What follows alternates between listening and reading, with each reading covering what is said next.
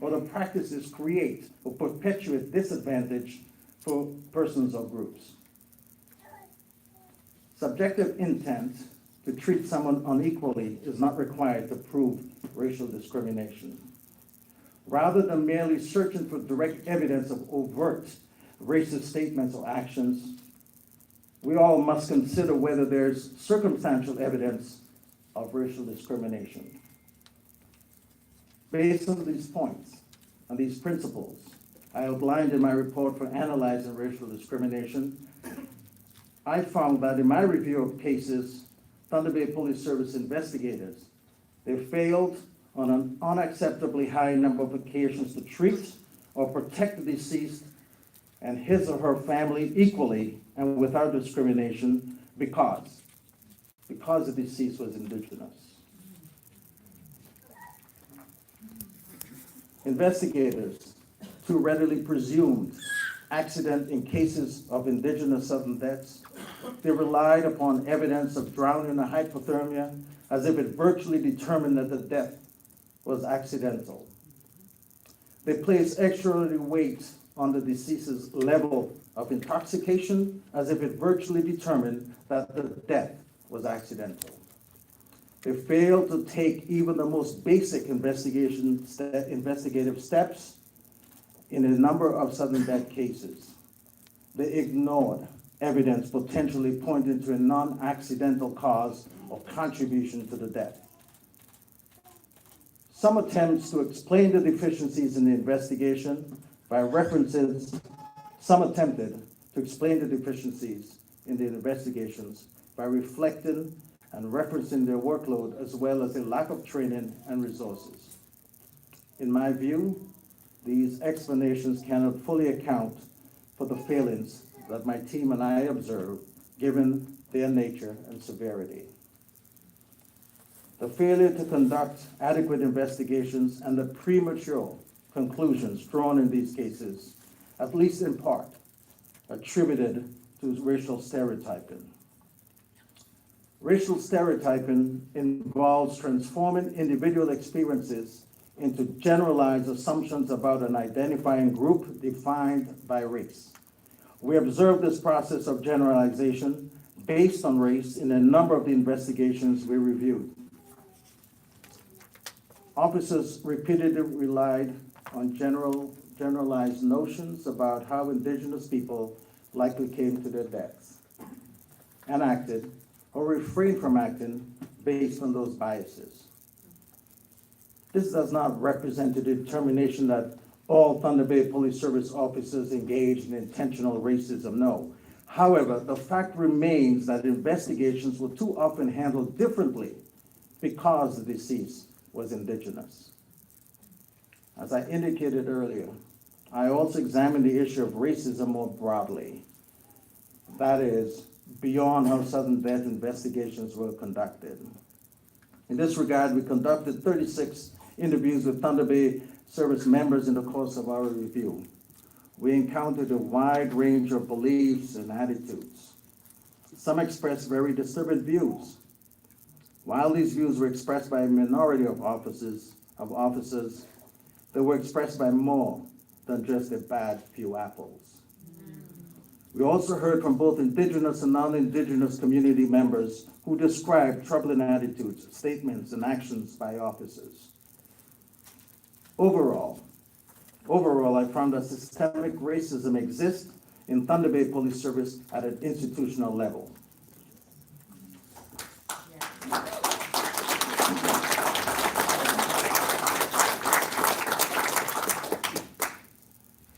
The Ontario Anti-Racism Directive described systemic racism as occurring when an institution maintains racial inequality or provides inequitable outcomes. It is often caused by hidden institutional biases in policies, in practices, and in processes that privilege or disadvantage people based on race. This can be unintentional and doesn't necessarily mean that people within the organization are racist. It can be the result of doing things the way they've always been done, without considering how they impact particular groups differently. people make up institutions. When those people adopt or ignore inequalities, it leads to an outcome of systemic racism. I made a number of recommendations in relation to racism, including that Thunder Bay Police Service focus proactively on actions to eliminate systemic racism. In a report that sharply critical of the service, I also acknowledge that the service has taken a number of important initiatives to address these issues. These initiatives are described in detail in the report and should be commended. In my view, my recommendations represent crucial additional steps to eliminate racism and build a healthy relationship with the Indigenous communities for all of us to move forward.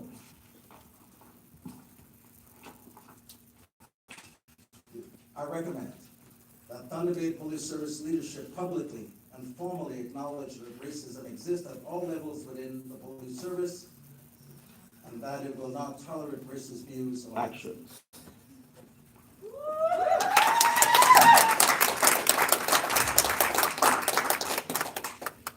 The Thunder Bay Police Services Board should also publicly and formally acknowledge that racism exists within Thunder Bay Police Service and take a leadership role in repairing the relationship between Thunder Bay Police Service and Indigenous communities.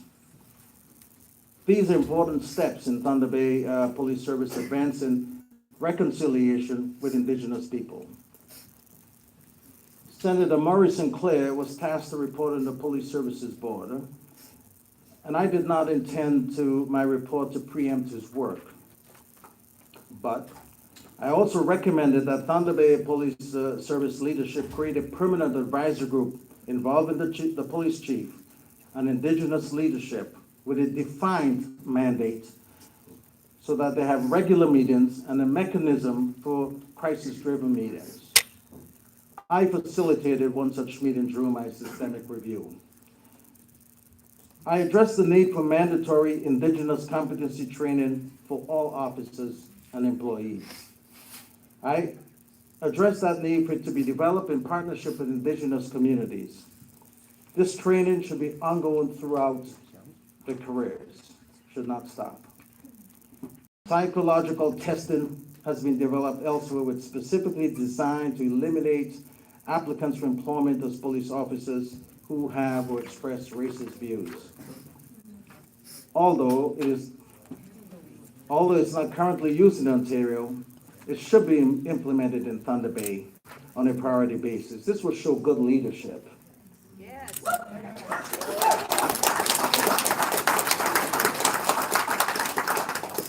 The service should also, on a priority basis, create and adopt a proactive strategy to increase diversity within its ranks. Job promotion within the service should be linked to demonstrated Indigenous cultural competencies.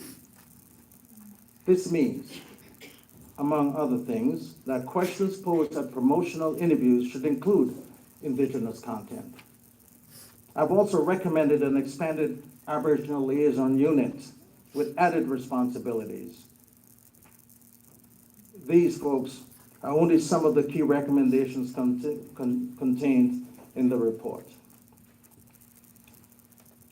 In closing, I am indebted to those community members and organizations who have shared their view freely as to how the Thunder Bay Police Service can move forward in a respectful way to improve its relationship with Indigenous communities. For many Indigenous people, this is a painful exercise. The serious inadequacies and premature conclusions in Thunder Bay Police Service investigations of Indigenous missing people and persons and sudden deaths have strained what was already a deeply troubled relationship. My recommendations provide tools to help Thunder Bay Police Service ensure that its investigations are thorough, effective, and non-discriminatory. My recommendations also provide Thunder Bay Police Service with a path forward to improve its relationship with Indigenous people. I would like to acknowledge and pay tribute to those officers, former and present, who care about how Thunder Bay Police Service serves Indigenous communities and support initiatives to promote anti-racist and effective policing. It gives me great cause for hope that Thunder Bay Police Service has begun initiatives to address these issues. As I said earlier, while that is positive, there's much more that needs to be done. Indeed, I will monitor and report to the public the extent to which my recommendations are implemented. The community is entitled to no less. That represents my commitment to Indigenous people, Thunder Bay Police Service, and the broader community it is responsible for serving. Thank you, Mick-Rich.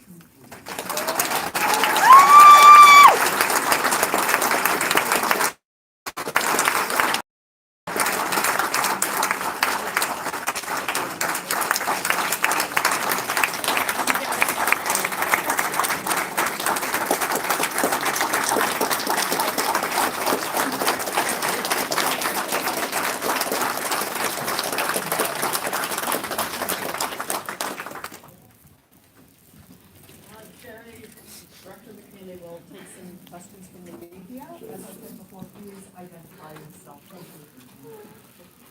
Hi, my name is Mike Guerrero with the CBC. In your report, you mentioned the draft committee findings about, we're not more than 18, but we may have been up to 30 death cases of Indigenous peoples, and they're concerned about racism.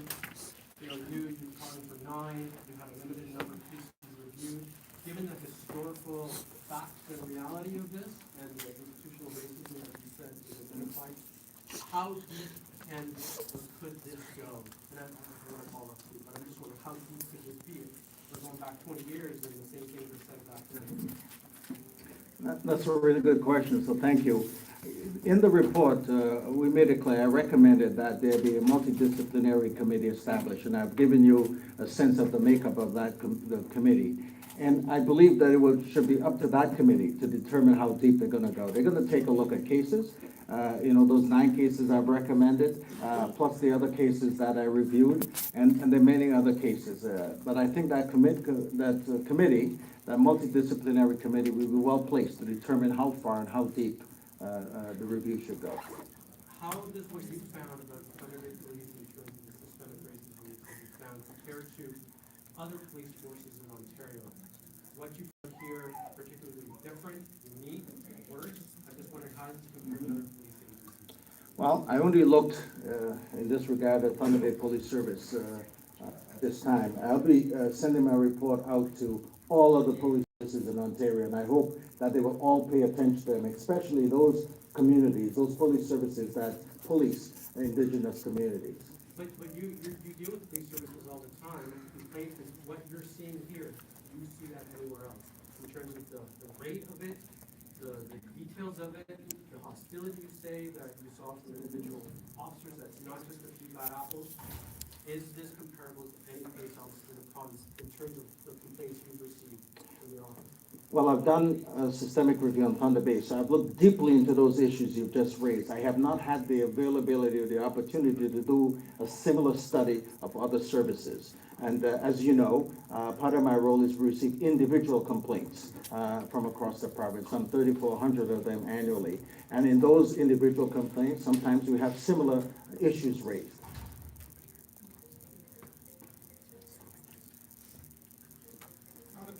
Well, within years, they just elected that being a right writer for certification of the police board, you think that makes a difference? I think it's a great move and a great opportunity for moving forward. I know Selena, and she's well experienced, she's highly motivated, and she cares about her Indigenous community and the Thunder Bay community at large. And so I think it's a very, very positive move. It is a great opportunity to build on the recommendations of my report on a go-forward basis. So I am hopeful that she will provide good leadership, not just to the board, but to the police service to enhance its relationship with the Thunder Bay Indigenous community. How about getting more Indigenous people on the board? Well, it's a great question, maybe best put to the government of the day, but I think it's a very positive move. Firstly, to have an Indigenous member on the board, and secondly, for her to be named the chair of the board. And I think it's positive, and hopefully that will propel others to want to become involved in policing at that level.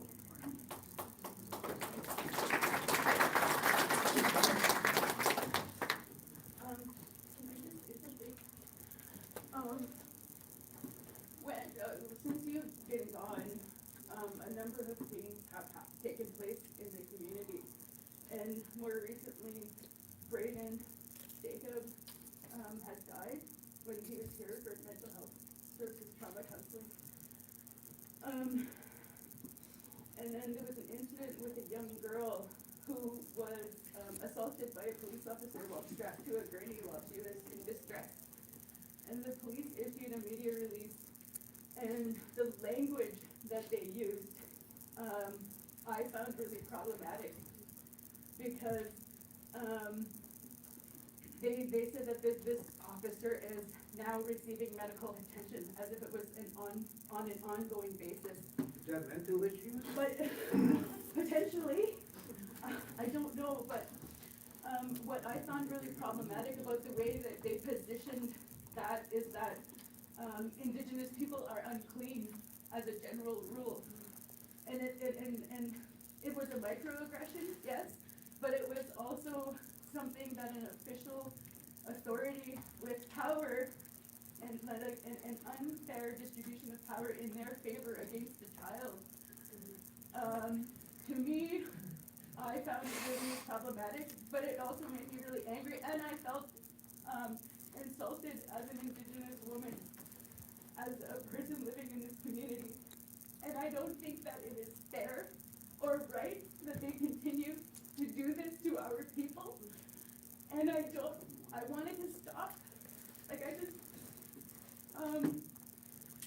And my cousin was murdered here in June, about a year and a half ago, and no one's been charged in his killing. And as a family, we still struggle with that. And the relationship between the investigating officers and my family is very fractured.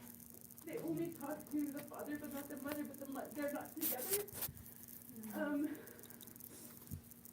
when you have a death of a child, even an adult child in a family, it causes more strain. And so the way that my family is treated, even in the context of that investigation, is unequal. And the mother can't come to Thunder Bay. She's on my reserve. She gets panic attacks, she hyperventilates. She has to be on medication just to come into this city, because the city represents death and fear and hate. And it's very real for her. And I don't think people realize enough how fucking serious this situation is. Well, Are there timelines for all of these deliverables? What kind of, is there a mechanism to enforce them? Is there a way to issue sanctions against them if they don't do what they were asked to do? And if they don't do it well, how do we get protection from them? Because they have lots of protections, but we don't. So firstly, I wanted to say that we're sorry for you and your family loss. And also the other incidents you have raised are of concern and needs to be looked at and taken seriously, and I am hopeful that will be done. My recommendations is a great opportunity to try to move forward in this regard. My recommendations are specifically geared to and addresses the issues that this young lady has raised today, and how the service and how the indigenous community could start to move forward, how they can start to have acknowledgements, and how they can start on a reconciliation path to move forward, so that concerns as the ones expressed and the views and the hurt that people experience through these processes will somehow be eradicated or reduced. So that's the thrust of the recommendations we have made in this report. Look, I've indicated in the report that I expect and I'm hopeful that the chief and her service and the board and the chief is here, that they would immediately go about implementing the recommendations in my report, because that is the start of moving forward. That is the start of acknowledgement, and that is the start of reconciliation. I'm hoping that would happen. I've asked for reports back. I've set some timelines, and I will be looking at it, and I intend to publish responses or lack of responses. I'm going to be positive, and I say I will get responses. I anticipate that the chief will do the right thing, and the right thing is implementing the recommendations, those 44 recommendations we've made in the report. So I'm looking forward to that. Are there any more questions from the media? Media? Yeah, over there. Media? Your report did touch on social media and formal and traditional media a little bit. Would you like to expand on your thoughts of the media and the public's response when Indigenous deaths happen in the city? Well, we touched on it because, social media is a factor now in our society. We live by media, so information and news and occurrences moves around very quickly as opposed to how it did in the past. So I encourage the use of social media. I encourage it to bring information and attention to the powers to be. I encourage young people to use it to think positively so we can move forward and to address the issues that we're talking about here today, but in a positive way, and so that social media can in fact and should in fact be used very positively to make lives better for all of us. Do you find the reactions of both social media and traditional media to be abnormal or different from other places when these types of things happen? I can't say I find that. I think every community has its different way of communicating issues, and I think social media is being used more effectively in some areas than the traditional media. But I think in a combined way, we're getting the messages, we're getting the information, and hopefully that would lead us to want to do something to make it right. Any other media? I'll hand over my questions to the lady. Sorry, media? From Net News Ledger. Okay. Thunder Bay Police and the city of Thunder Bay have put some projects together, the Walk a Mile project and other issues. When the Thunder Bay Police were the Walk a Mile project for training, it created some hassles and problems. Do you feel in your investigation that the Thunder Bay Police have taken the issue seriously as they could? And do you feel that they're now going to take it more seriously? Well, I'm hoping now that everything we've done today and said today and all my recommendations will be taken extremely seriously. We've spent 2 years doing this work and making those recommendations in a very careful manner for an organization like the Thunder Bay Police Service and the Indigenous community to move forward. In regards to the initiatives being undertaken, I know that the chief is undertaking a number of initiatives, and that's quite positive. As I've indicated, I encourage it. And I encourage more inclusiveness with the Indigenous community from cultural understandings and competencies on a go-forward basis. So Walk a Mile was just one of those things. There were some hiccups in it, but that happens, and it makes us go back and regroup and come back and be stronger in regards to how we can bring about teachings and learnings so that issues of differential treatment and racism are moved away. Now, you spoke about timelines. What kind of timelines are you looking at? Are you looking at quarterly reviews and annual reviews? What can you share with us?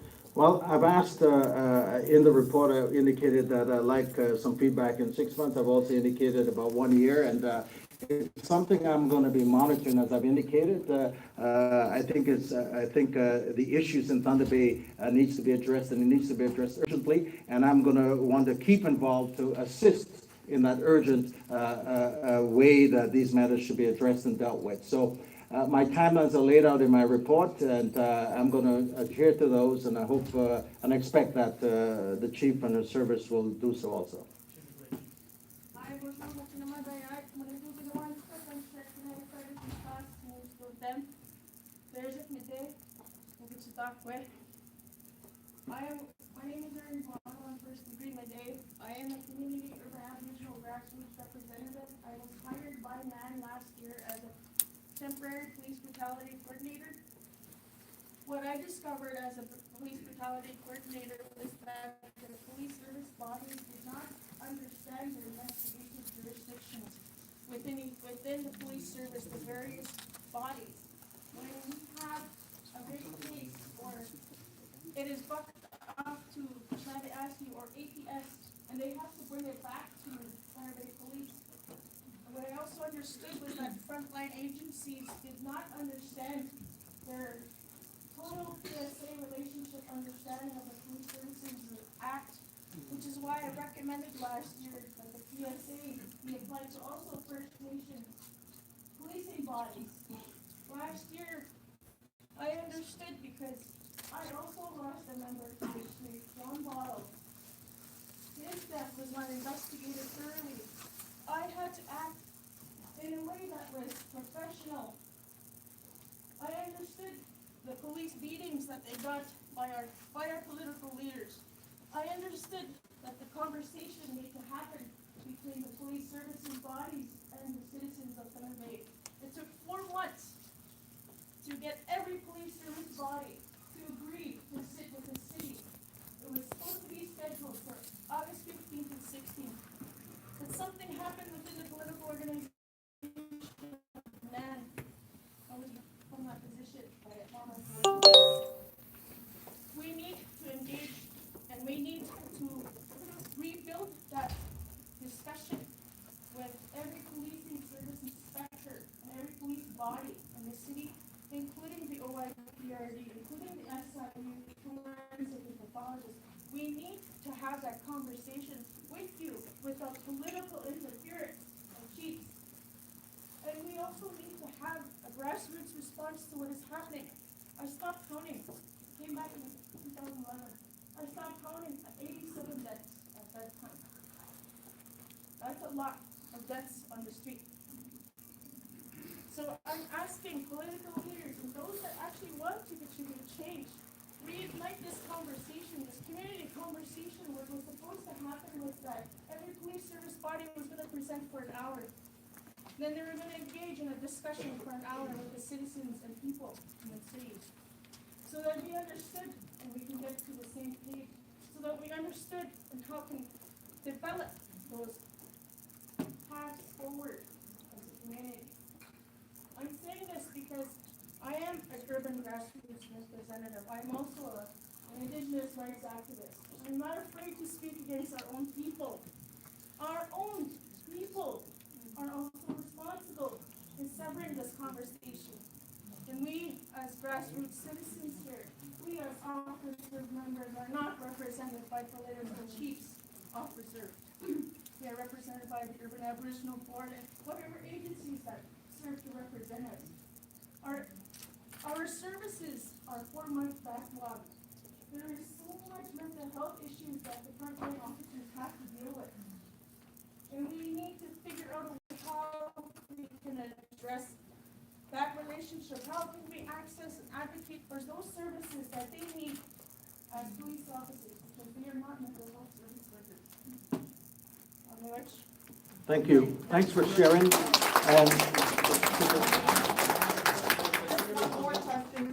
Thunder Bay Police Chief just released a statement, and in it, say that again. the Thunder Bay Police Chief just released a statement, and in nowhere does it say anything about racism. It talks about systemic barriers in policing. I'm just wondering, my understanding is they had this report ahead of time, they read it, they're still talking about analyzing this, but they're talking about barriers. I'm just wondering what your response is to their initial reaction to this. Well, yeah, I haven't had the privilege of reading the statement, and I appreciate you advising us what it states. And I can tell you this.